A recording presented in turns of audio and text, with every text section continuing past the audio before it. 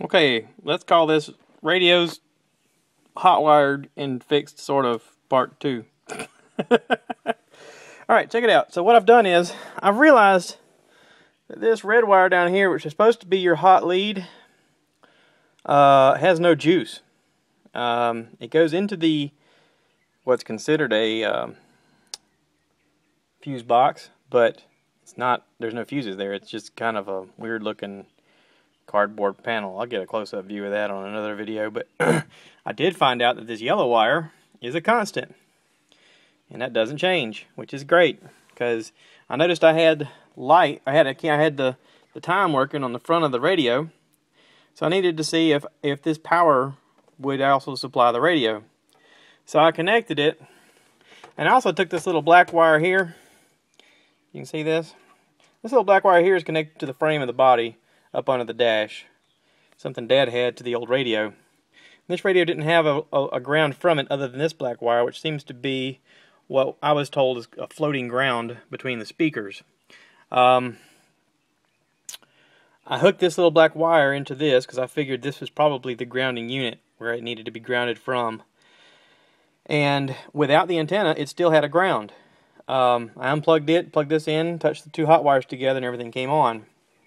I've also found out that the speakers are mislabeled. The right side of the vehicle, the ground and hot leads are backwards. I know this because when you hook them up wrong, it turns off one speaker completely. If you hook them up right, both speakers come on. So, with that being said, ta-da! Radio. It's working. So, with that being said, I didn't buy a pile of crap. I bought a pretty decent radio. I just didn't know how to wire it. So, I'd like to thank everybody for their help in trying to teach me how to wire this thing, and you know, especially to Don Lee. He's been helping tremendously about, you know, if you can send me the specs on it, maybe I can tell you how to fix the internal fuse or something. And I had a lot of suggestions from folks about, you know, things that could be wrong, and it turns out it's just the wiring is old, I guess, for lack of better terms. So I will have to figure out how to wire this thing differently in the future. You know, you notice there's no key in it, nothing's on, but the radio's working.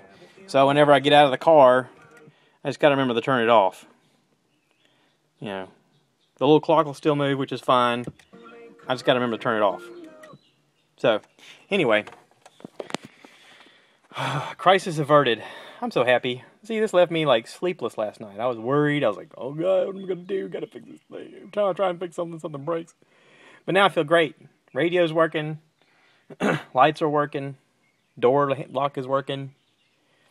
It's just a good day in the rat rod. Well, it's not a rat rod garage. It will be one day, but right now it's just the Rambler garage. The next thing is this.